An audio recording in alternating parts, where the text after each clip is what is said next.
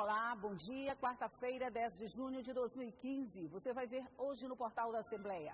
Registrado o primeiro caso de Zika vírus no Maranhão. Financiamento eleitoral e reforma política foram discutidos ontem em seminário. Os sistemas de segurança e saúde do Estado foram destaques na sessão plenária. E vai ver também um passeio pelo Parque Botânico de São José de Ribamar. Tudo isso agora na TV Assembleia. Eu sou Elda Borges e o portal está só começando.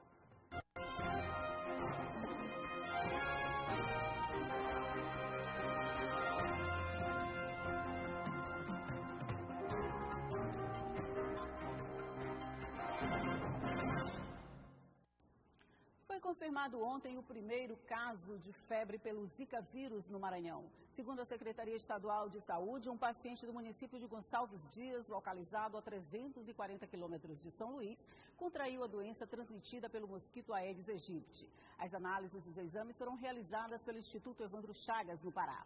A Secretaria de Saúde ainda não informou o atual estado do paciente e se o mesmo teve histórico de viagem 2 semanas antes do início dos sintomas. O secretário de Estado da Saúde, Marcos Pacheco, por sua vez, minimizou a chegada da doença no Maranhão e disse que o Zika vírus é menos agressivo que a dengue. Porém, reafirmou através de nota a necessidade da prevenção para evitar a proliferação do mosquito Aedes aegypti, que também é transmissor do vírus da dengue e de outras doenças. Em pauta durante toda essa semana no Congresso Nacional, a reforma política foi tema de um seminário realizado ontem aqui no Legislativo. Autoridades, lideranças políticas e a sociedade compartilharam experiências. A ideia foi debater principalmente o financiamento privado em campanhas eleitorais. Em meio às discussões sobre a reforma política em curso no Congresso Nacional, jornalistas, técnicos e especialistas em direito levaram suas experiências ao primeiro seminário Financiamento Eleitoral e Democracia, realizado na Assembleia Legislativa para estudantes e profissionais da área. Eles entenderam como funciona hoje o sistema de financiamento privado das campanhas eleitorais. De acordo com o procurador da República no Estado, um modelo ultrapassado. Nós temos uma campanha no Brasil muito cara, comparada aos países mais ricos do mundo. Então, esse sistema que trabalha com o financiamento de empresas é um sistema fadado. No Brasil, há um fracasso. Então, a solução seria, portanto, autorizar apenas financiamento de pessoas físicas e com um teto que legitimasse essa restrição. De fato, isso nós vamos ter um movimento de recursos muito menor do que hoje se trabalha nas campanhas eleitorais. Este advogado, sociólogo e historiador falou da crise do capital político brasileiro, provocada principalmente pelas doações de empresas às campanhas. Práticas que, segundo ele, tornam os candidatos reféns do que hoje se tornou uma verdadeira indústria das eleições. A circunstância atual não pode permanecer, que fique franqueado as doações ao livre critério da pessoa jurídica, ou de seus proprietários, enfim, as doações na forma como se encontram, elas estão tornando a eleição um sistema mercadológico financeiro. Então, a eleição não é isso, a eleição é a escolha do candidato que apresenta as melhores propostas e não do candidato que mobiliza mais dinheiro. O objetivo dessas discussões é tornar os cidadãos mais conscientes do jogo político, evitando que eles se tornem massa de manobra nas mãos dos representantes da sociedade. Os cidadãos precisam perceber isso, precisam entender o que está acontecendo lá para poder fazer parte desse debate, porque está sendo excluído do debate. É uma forma de tomar consciência, saber da importância do processo político. Pena que a sociedade não possa estar aqui presente para acompanhar toda essa trajetória desse seminário que é tão importante, que é de uma transparência, para que a sociedade possa saber do que é preciso para transformar, para se ter uma verdadeira democracia. E agora um dado preocupante. Mais de 80% dos homicídios e latrocínios que são cometidos em São Luís são praticados com armas de fogo, de acordo com o levantamento do Instituto Médico Legal. Segundo a Polícia Militar, nos 5 primeiros meses do ano, 554 armas foram apreendidas durante operações e abordagens na capital. Ontem, um homem de 32 anos, identificado como Ilhame Almeida Ferreira, foi preso suspeito de portar ilegalmente um fuzil, munições e um revólver, além de colete à prova de bala, no bairro da Liberdade. O sistema de segurança pública voltou a ser discutido pelos deputados, assim como o de saúde. Ainda na sessão plenária de ontem, o reforço das ações policiais da região tocantina também foi debatido durante os trabalhos. O deputado Rigo Teles abriu pequeno expediente e anunciou que o Ministério Público está investigando denúncias de irregularidades no município de Barra do Corda. O deputado Raimundo Cotrim destacou pedidos feitos ao governo do estado para a reforma de escolas no interior do estado. A deputada Andréa Murat reclamou da falta de repasses financeiros para municípios com hospitais de 20 leitos. O secretário Marcos Pacheco disse que não existem recursos para fazer o custeio desses hospitais. Ele disse que não existe repasse para as prefeituras se virarem, se quiserem continuar com os hospitais. Não estão nem aí. O deputado Estênio Rezende esclareceu detalhes da saúde pública. Não é a Secretaria de Saúde que está dizendo que não pode pagar. Não é a Secretaria de Saúde que está dizendo que eles não podem ser cadastrados no Sistema Nacional, no Ministério da Saúde.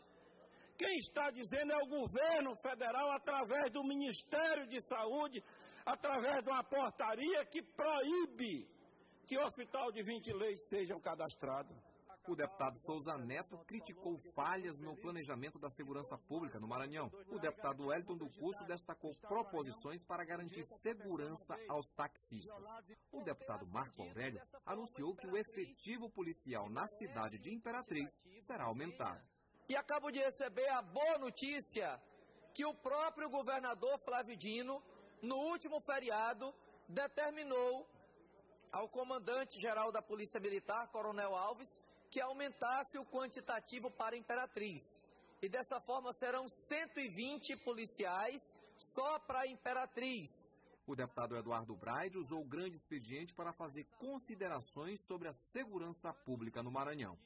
Projeto de lei, vai receber o número ainda, que proíbe o porte de arma branca no território do estado do Maranhão e dá outras providências. Com a aprovação dessa lei, a sanção pelo governador Flávio Dino, entregar esse instrumento legal para a força policial do nosso estado, a combater através de operações como estão sendo feitas, que é as operações catracas, e combater e reprimir, na verdade, a utilização de armas brancas, eu tenho certeza que, a exemplo do que já foi demonstrado em outros lugares, nós haveremos de reduzir brutalmente os índices no que diz respeito ao assalto com armas brancas e, mais do que isso, evitar com que novos jovens e adolescentes cresçam na escalada do crime.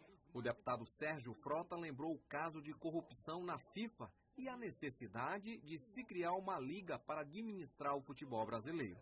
Já o deputado Vinícius Louro falou sobre a visita à BR-135 feita na semana passada. E o deputado Júnior Verde falou sobre reunião com o secretário de Estado da Saúde, onde foi reivindicada a recomposição salarial de servidores da saúde. E veja no próximo bloco, o governo firma convênio com a UFMA para o fortalecimento da política de energia renovável no estado. E mais, quilombolas ocupam a sede do INCRA em São Luís. Logo após o intervalo.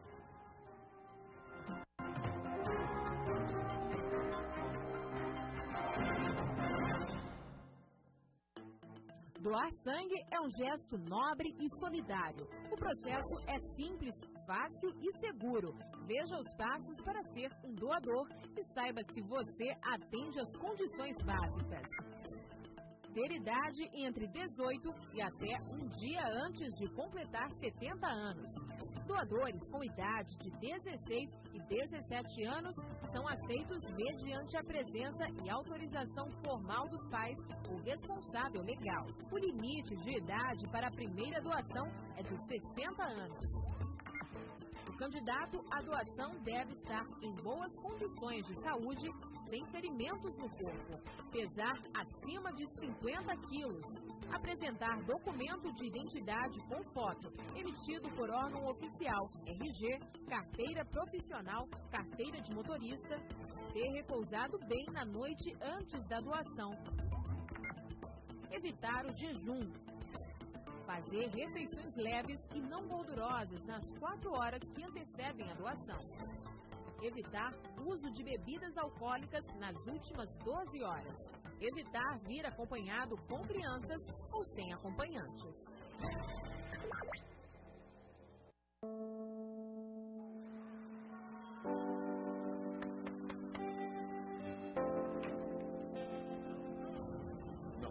E se de repente ninguém mais aceitasse? Ninguém mais deixasse passar? Ninguém fechasse os olhos para a corrupção?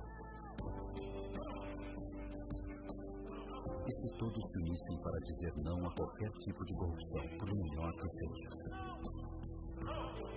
Os ministérios públicos de 21 países ibero-americanos estão mobilizados contra a corrupção, trocando informações, investigando, levando criminosos aos tribunais. Muito já foi feito e isso não pode parar. Vamos juntos dizer não à corrupção. Acredite nisso. Procure o Ministério Público e junte-se a nós nesse grito. Corrupção, não.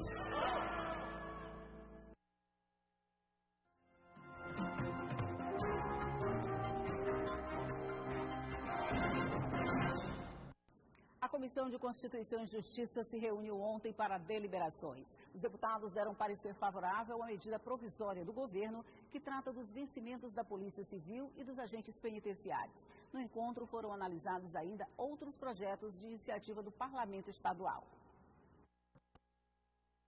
Projetos polêmicos para serem apreciados, a reunião na Comissão de Constituição e Justiça foi rápida e as deliberações não tiveram nenhuma discussão. Sobre a pauta, o presidente da CCJ fez um resumo. Essas discussões elas tiveram também alguns vetos governamentais de matérias que tratavam de competência exclusiva do Executivo e a comissão deliberou em função da aprovação dessas primeiras e pela manutenção do veto enviada a mensagem do governo do Estado por justamente tratar da competência exclusiva do governo e a gente respeita essa atribuição do Executivo e do Legislativo quando se tem. A sede do INCRA em São Luís está ocupada desde ontem por quilombolas que estão em protesto pela regularização e titulação das terras remanescentes de quilombos na região da Baixada Maranhense. Os manifestantes exigem a presença de um representante da direção nacional do órgão, que tem sede em Brasília, para tratar da regularização. Eles fecharam os portões e não deixam ninguém entrar. O superintendente do INCRA no Maranhão, Gilbert Alves, esteve no local e disse que será preparada uma mesa de diálogo com a liderança do movimento ainda hoje. Com o objetivo de promover o desenvolvimento sustentável no Estado, o governo assinou um convênio com a Universidade Federal do Maranhão. O acordo de cooperação técnico-científica assegura o programa de intercâmbio para pesquisa e desenvolvimento na política de energias renováveis.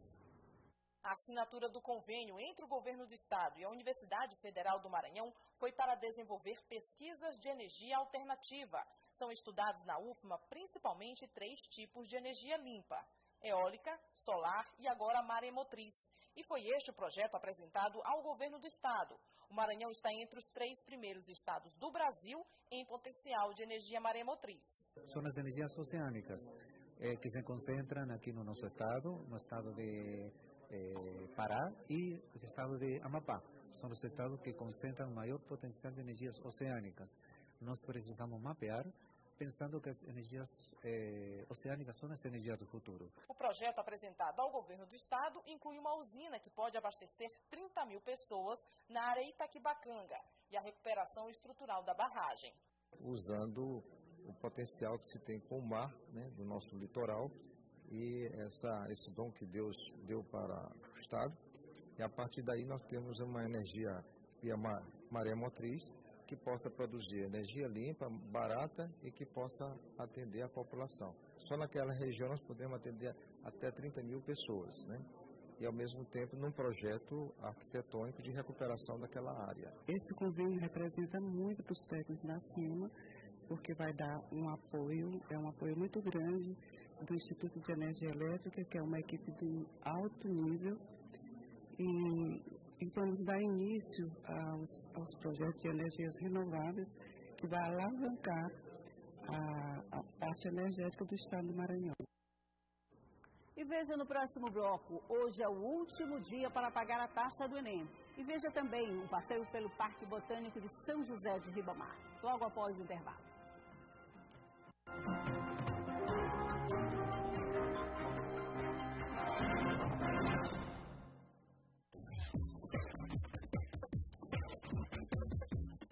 Você sabia que a cobrança indevida de dívida deve ser devolvida em dobro? Está previsto em lei. O artigo 940 do Código Civil e 42 do Código de Defesa do Consumidor dizem: aquele que demandar por dívida já paga ficará obrigado a pagar ao devedor, no primeiro caso, o dobro do que houver cobrado. Já a cobrança de parte de uma dívida, sem ressaltar as quantias já pagas, ou cobrar a mais que o valor devido, ficará obrigado a pagar ao devedor o equivalente do que dele foi exigido. Se o consumidor que identificar algum erro nos seus dados cadastrais, também pode exigir a correção desses dados cadastrais, devendo ser atendido no prazo de 5 dias úteis. O mesmo ainda deverá ser informado quando a correção for efetivada.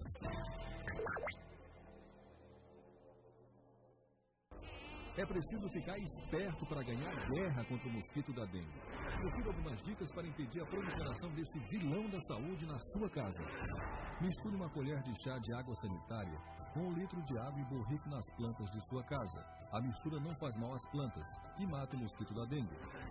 Lave bem os pratos de plantas, passando um pano ou bucha para eliminar completamente ovos de mosquito. Uma boa solução é trocar água por areia molhada nos pratinhos. Limpe calhas e lajes das casas. Lave bebedouros de aves e animais com escova ou bucha e troque a água pelo menos uma vez por semana. Guarde as garrafas vazias de cabeça para baixo. Fure latas e pneus.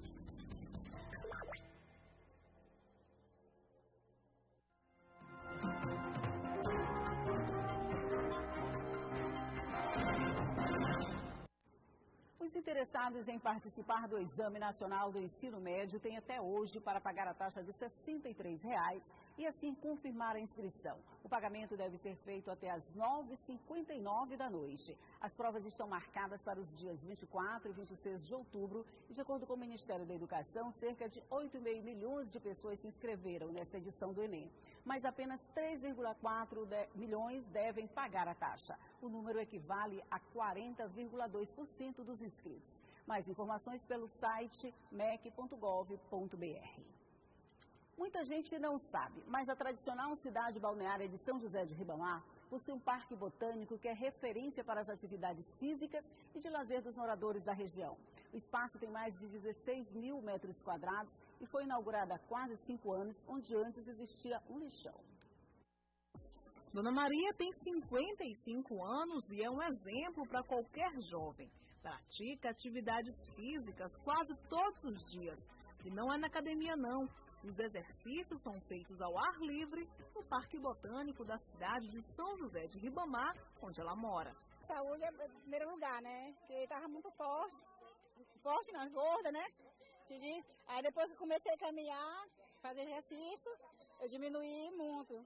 E eu continuo fazendo exercício. Há quem prefira passos mais lentos, fazendo caminhadas. O importante é não parar de cuidar da saúde. A gente cuida mais da saúde, né? E melhora, né? As dor nos pés, entendeu? Dorme melhor. Então já vai fazer 1 mês e eu não quero parar. O Parque Botânico tem sido o local preferido dos moradores de São José de Ribamar para a prática de atividades físicas.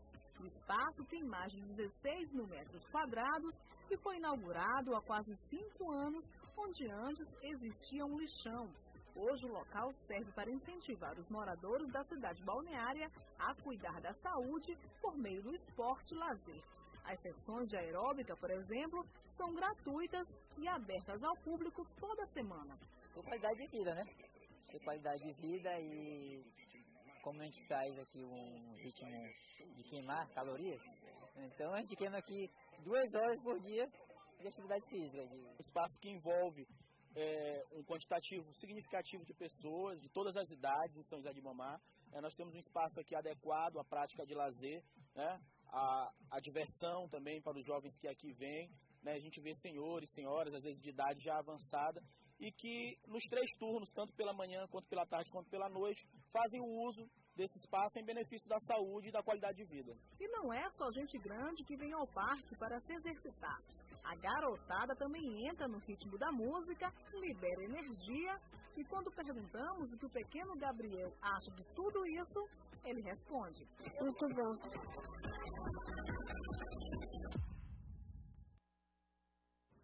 E você pode rever essa reportagem e todo o conteúdo do jornal no site da Assembleia, al.ma.leg.br. E no portal de notícias você encontra ainda a cobertura completa de tudo o que acontece no Legislativo. E o portal da Assembleia fica por aqui, lembrando que a sessão plenária de hoje começa logo mais às 9h30 e tem transmissão ao vivo da TV Assembleia. Um bom dia para você e até amanhã.